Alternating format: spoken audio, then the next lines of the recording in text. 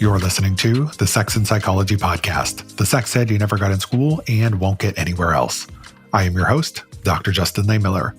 I am a social psychologist and research fellow at the Kinsey Institute and author of the book, Tell Me What You Want, The Science of Sexual Desire and How It Can Help You Improve Your Sex Life. Sex positive is a term that gets used a lot these days, but it doesn't always mean the same thing to everyone. For example, for some people, it reflects a certain enthusiasm or openness about sex. For others, it's more about promoting understanding and acceptance of sexual diversity. And for yet others, it's a term that's sometimes used in problematic ways, almost as a form of coercion, to tell people what they should want or enjoy sexually. In this episode, we're going to unpack what sex positivity actually means, and just as importantly, what it doesn't. As we'll discuss, being sex positive doesn't actually have anything to do with the kind of sex you like to have or how often you even do it. We'll also talk about how to apply sex-positive values in everyday life. I am joined once again by Dr. Carol Queen, the staff sexologist, company historian, and curator of the Antique Vibrator Museum at Good Vibrations. A noted cultural sexologist whose work has been widely published, she's written and edited several books, including the Sex and Pleasure book, Good Vibrations Guide to Great Sex for Everyone. This is going to be another fascinating and very important conversation. Stick around and we're going to jump in right after the break. If you love the science of sex as much as I do, consider becoming a friend of the Kinsey Institute at Indiana University. The Kinsey Institute is the world's premier research organization on sex and relationships, and you can help them continue the legacy of Dr. Alfred Kinsey, whose pioneering research changed everything we think we know about sex. Visit kinseyinstitute.org to make an impact. Your donations can help support ongoing research projects on critical topics. You can also show your support by following Kinsey Institute on Facebook, Twitter, and Instagram. Thank you for supporting sex science. Okay, Carol, let's talk about sex positivity. So this is a term that gets thrown around a lot and has a ton of different definitions. I mean, people use it to describe a lot of different things. I don't necessarily even know what somebody else means when they use that term to describe themselves. So with that said, let's talk about what this term means to you. What are the core features of sex positivity in your view? To me, sex positivity is a way of thinking about what we all deserve as sexual humans or humans living in a system where many people are sexual, because this includes ace people as well. And a way to think about diversity.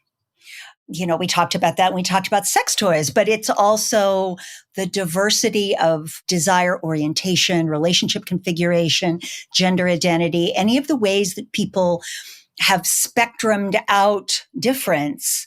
This is all relevant to sex positivity. And I learned about it in my PhD program at the Institute for Advanced Study of Human Sexuality in the 1980s. I think that space was where it really got developed. The person who specialized in talking about it, or at least who I heard about it in depth from, Loretta Heroyan, really smart and interesting person. And it immediately caught my ear because I started out in the 70s in LGBTQ community organizing and activism, education, panels at health classes in colleges and so on and so forth. I'm one of the people who founded an early gay youth group in my college years. And I wanted immediately to interrogate, if sex positive is what we're talking about here, what's sex negative? And that made me think of homophobia. And that made me think, this is cultural stuff. This is sociology. This is big picture stuff. This is philosophy. So this is philosophy to me. A way of understanding whether or not our culture does what it needs to do to support people in their sexuality, their sexual differences, their information needs, their medical needs, legal needs imposed by the state. All of that sounds all super serious, especially when you compare it to sex positive is a way for me to flag that I like to have sex. Whee! I'm sex positive. I love sex. And that's great. I would never say somebody who is having consensual sex and feels good about it should not feel good about it. I would not ever say that. But that is not the definition that I use, which is why I've started calling it deep sex positivity, because I'm not sure we can put the sex positive pop culture genie back in the bottle entirely. It's a phrase that people have embraced because they need to embrace what they take it to mean. And I don't want to insult that. I do want to insult if somebody is using the term sex positive to push another person into doing something they don't really feel comfortable doing. And that happens. Yeah. Some people use sex positive to mean they're kinky. Some people use sex positive to mean they want an open relationship. That's all very inexplicit in helping us understand what it is we're dealing with in our relationships and in our sex lives. And I think we need more specificity rather than words that don't give us specificity. Yeah, thanks for sharing that. And, when it comes to how people use that term sex positive, yep, I've heard a lot of people who've used it to just kind of mean, yeah, I really like to have a lot of sex, or I really like to talk about sex, or that they're just down for anything. Some people use it as kind of a way of signaling that they're just a pretty sexually open person. Woo-hoo! And yeah, and then I have also seen some people kind of use it as a way where they kind of like weaponized it, where it's a form of coercion, where it's like, well, I thought you were sex positive, so you should be down for this. And it's like, What a terrible use of the term. And I think that that's just where kind of culturally we've gotten like a little bit confused about it, is that we hear it used in all these different ways. And some of them are actually in really negative ways. And so I think that just sort of muddies the meaning here. And I appreciate that you're wanting to restart this conversation to kind of get us to really rethink our assumptions about what sex positivity is and separating that out from what it isn't. Yeah. I mean, to be fair, before we had the term sex positive to throw around, people used the coercive power of, I thought you loved me, right? It's not that different in terms of what the implications of not getting clear consent are. If somebody is not in the business of getting clear consent, they'll probably figure out whatever phrase they think will work. But that is a phrase that's being used that way now. And I can't have it. I just can't have it. I've been studying this stuff for 40 years now, and I can't have it. So that's why I like to talk about this. I really want people to think into why we had to cook this up in the first place, because people are impacted by sex negative upbringings, and they will stay impacted their whole lives if they don't get another option of a way to think about and live their lives in a sexual way. Yeah. One of the things that I appreciate about your work and your writings on this topic is this idea that sex positivity isn't about the kind of sex that you're having or whether you even have sex at all. So why is it important to separate out sex positivity from things like sexual behavior, sexual frequency, or sexual identity? Well, one reason that it's important, and I think this is pretty crucial to think about and to call out, is that one way that sex negative culture shows itself, even in secular spaces, right? I mean, we can look back at the effects of various kinds of ideas, religious beliefs, all kinds of things, conservative and trad ideas, and this progressive wild child stuff that they're trying to stuff back into the satchel and put in the closet, which probably isn't going to work, but let's see how it goes. We could do that.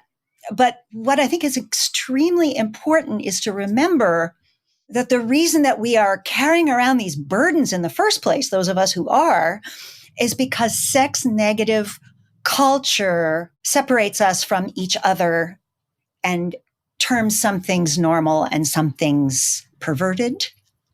And of course, our pervy friends in certain sides of the community have revamped our relationship with the term pervert. So thanks, y'all, for helping out with that one. But when we started doing our studies in all of this, the DSM was soaking in it, right? And sort of still is. Everybody has had some kind of message that they have at least heard, if not has been weaponized against them, that there are ways to be an okay and normal sexual person, and then there's everything else. And those are the hard things for people to carry around if it's part of their desire. It means that they likely have shame. This stuff has been weaponized. And we need to find a safe space for ourselves, those of us who have been at the business end of that weaponization. So that's a piece of it. And another piece of it is that if we don't learn what's possible, and a sex negative culture is very insistent that we not learn what's possible. Just think about what sex ed even is for youth. It's a way to say, there's a lot of danger inherent in doing this kind of stuff. This is even good sex education that doesn't try to shame people. So you want to be careful. Wait, here's a slide of, if you see this on anybody's penis, just be real careful, all right? We care about you. We want you to be safe. I want that too. But I also want us to be able to understand that human beings come up with a range of possible ways of living their sexual lives, whether it's, the sorts of things that you studied in depth, of the things that may only live up here and never get out. If it's in your brain, it's in your sexuality. Mm-hmm. And it doesn't matter if you do it in real life, body to body or whatever it is. It's in there, and it is part of how you understand yourself, or could be. And there could be more positive ways to do that. So sex positive is about all of this. It's about self-esteem issues and about what does it mean when somebody wants to do something with and around their body and someone else's that we just don't want to give them the information to do safely. What does that mean? That's not good. So I want deep sex positivity to raise all these questions in people's minds about, why can't we have nice things? Why can't we have better laws? Why can't we have better sex ed? Why can't the doctors have way more sex information than anybody at Good Vibes ever got? I'm sure that's happening in some places now. Mm-hmm. That's what I want by redeploying this idea in the way that I began to learn it back in the day. Because those problems are still problems.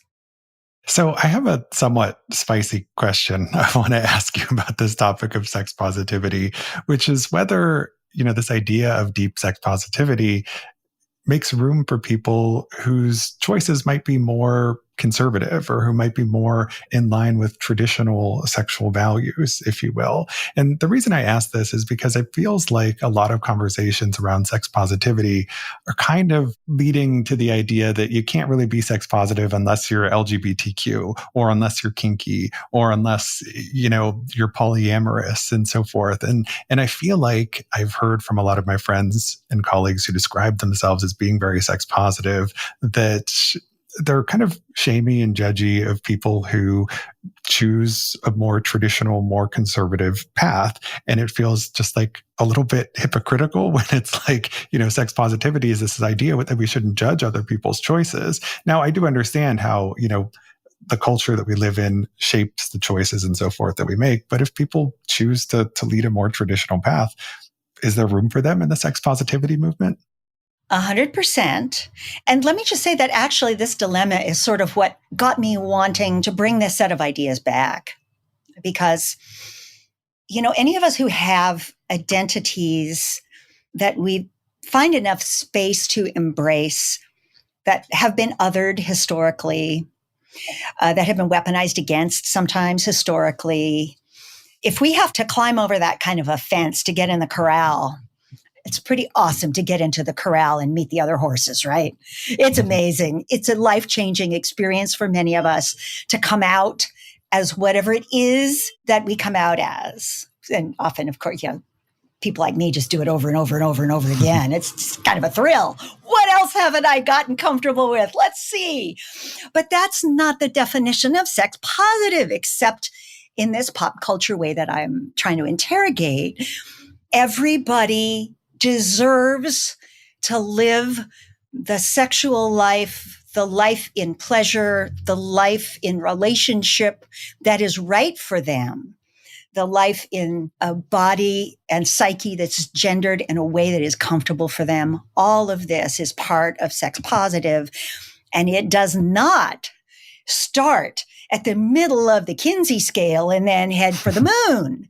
That's not what it is. It's everybody has this right. Now, then we really have to get the sociologists out and maybe the political scientists and certainly the psychologists to say the kids are fighting.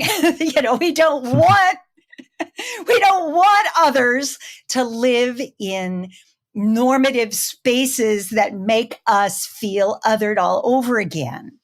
Well, 2025 is a hell of a time to be talking about this because it's not just sex and gender that's up right now, right? We do have a problem with this, but it does not help our problem if so-called sex positive, self-identified sex positive people start coming up to self-identified asexual people and haranguing them that they just haven't met the right human being yet. It's not helpful. It's othering. There isn't a good reason for us to be doing this.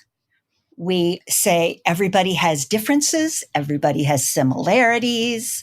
The prostate and the so-called G-spot are homologous, the clit and the penis.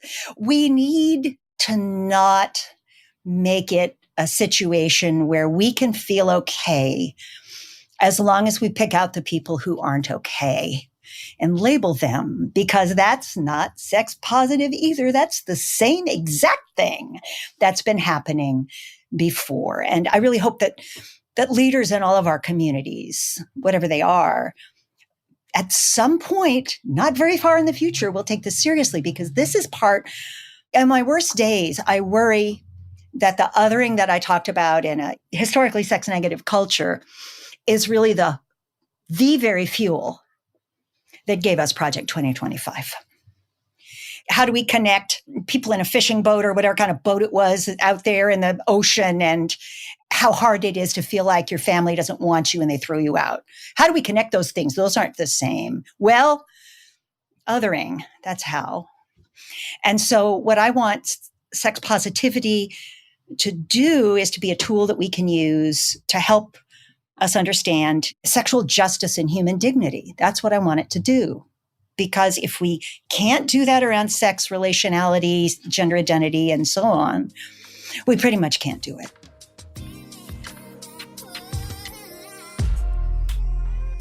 When it comes to great sex, wetter is better.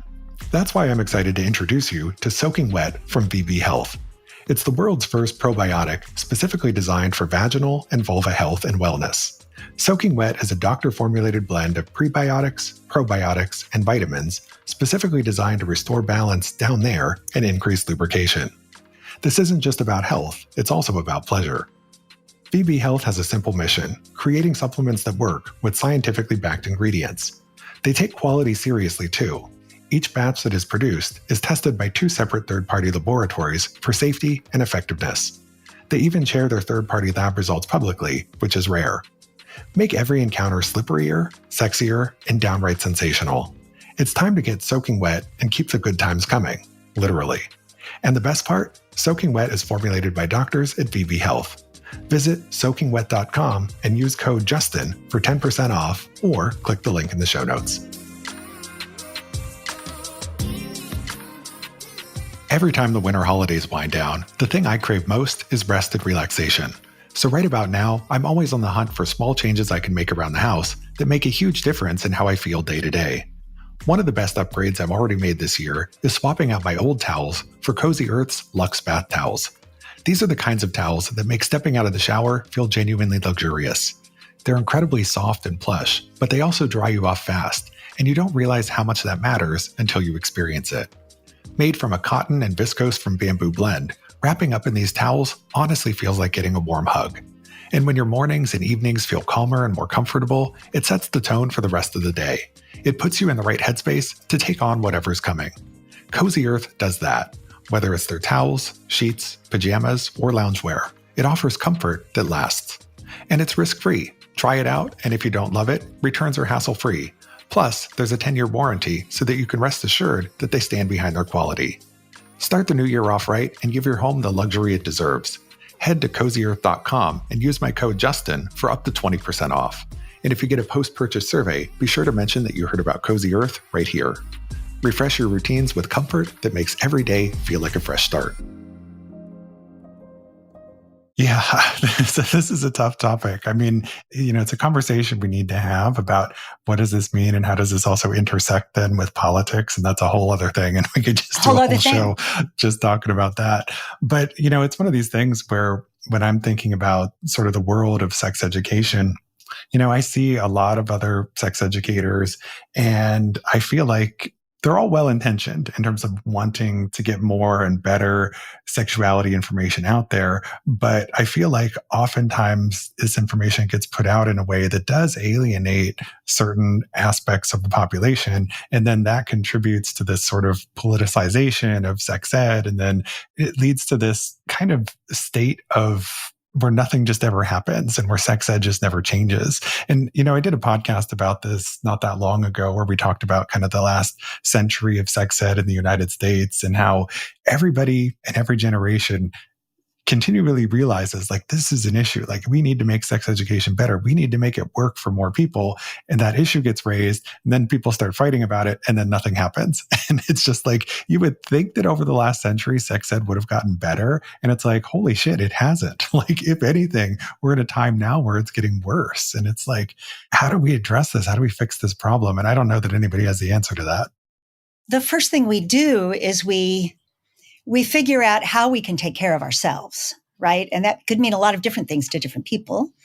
There might be, a longer waiting list for some sex therapists while that happened, but there are other needs and strategies. Some people are, moving their whole families out of states where they can't get their kids the kind of care they feel their kids need. That happens. I wrote an essay about the time of HIV/AIDS in San Francisco, and I was like, every single day, then and now, a bus pulls up and somebody gets off the bus who just escaped Panhandle, Idaho, or North Dakota, all the way into the Badlands, or wherever it was that they couldn't, not to harsh those beautiful places, but places where they couldn't be themselves.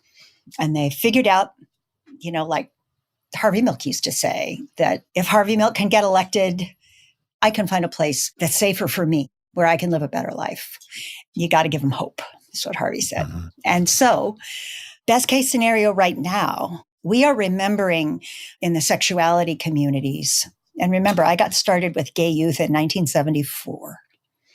We're remembering in the sexuality communities that the things that impaired the kids that I loved and worked with in 1974 from reaching adulthood, it never went away.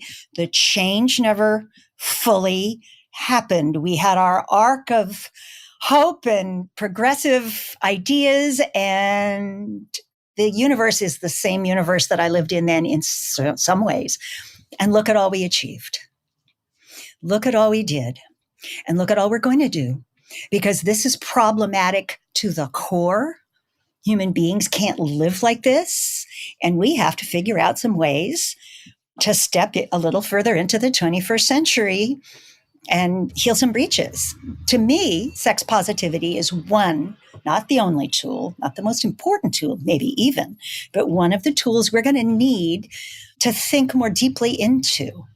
Because it's not that somebody who identifies as sex positive can just parachute in to Thanksgiving and start screaming at their great uncle and make everything all better, or vice versa. So we've got to figure out what does. We've got to figure out how difference can be less weaponized than it is now. And that's on us to stop haranguing the ace people about, finding a penis or a vulva that they like. I mean, ideally we like our own, but who even knows? You don't even have to enjoy sex or have ever had it, or ever care about enjoying sex to be sex positive, because it's about making space for diversity. Yeah. That's what it's about at base. And so people who aren't using the term that way, I would say, are just not being sex positive at all. Plenty of people are only using it in that for some people, it's a remedial sense of saying that I can say I love sex is the biggest leap I have ever made in my life. May you make some more leaps. That's awesome. Like Harold and Maud said, that's wonderful. Harold, go out and love some more. But we don't have to do anything except think about what it would be like to give people the space they need to be who they are.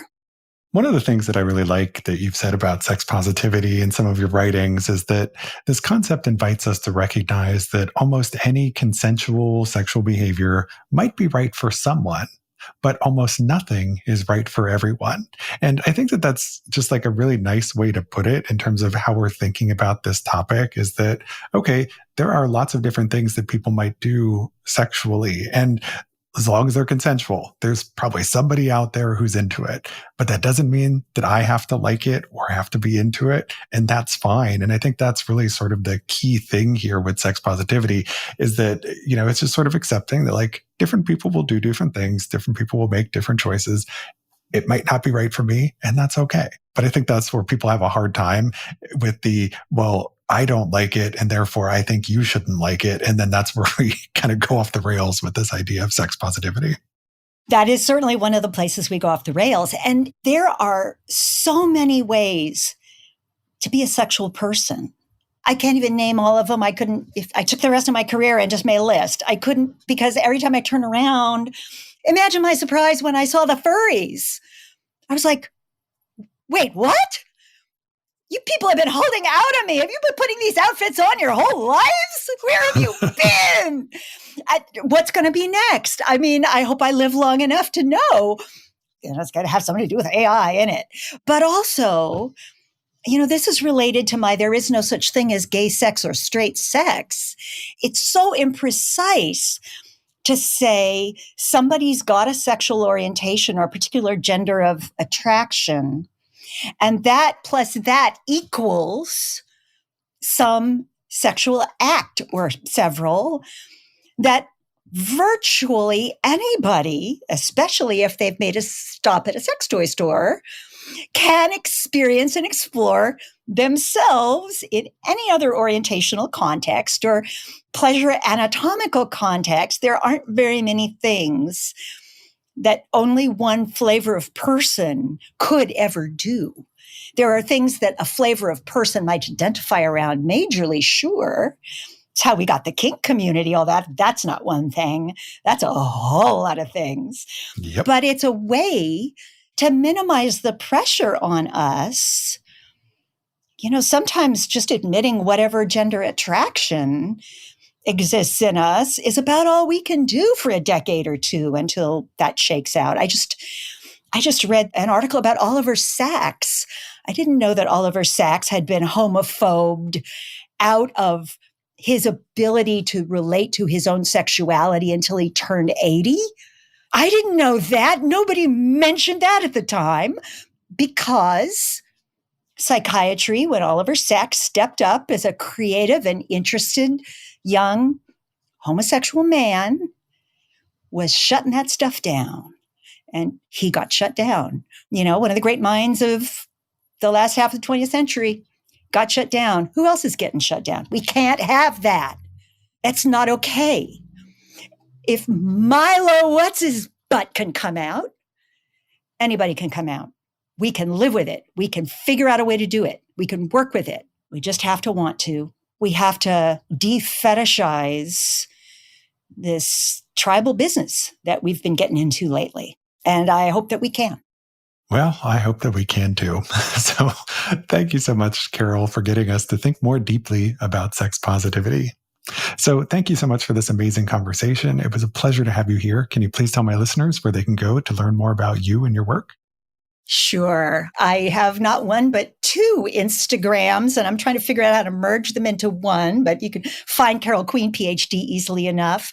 I'm on Blue Sky. I used to be on Twitter, but you know what happened there, so I don't go back that often. I've got a Facebook page, and I can also be found through a link at the Good Vibes website, goodvibes.com, where people can hit the button and it sends an email to me. And there's somewhere out there's a there's some kind of a website that I haven't had a chance to do anything new to in years and years ago, but it's got some things, carolqueen.com. Well, thank you again so much for your time. I'll be sure to include links to all of that in the show notes. Thank you. It's been such a pleasure talking with you.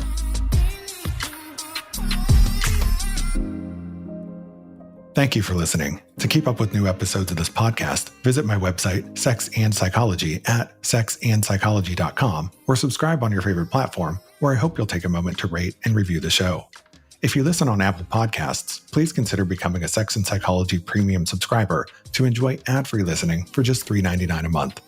You can also follow me on social media for daily sex research updates. I'm on Blue Sky and X at Justin Lehmiller and Instagram at Justin J. Lehmiller. Also, be sure to check out my book, Tell Me What You Want. Thanks again for listening. Until next time.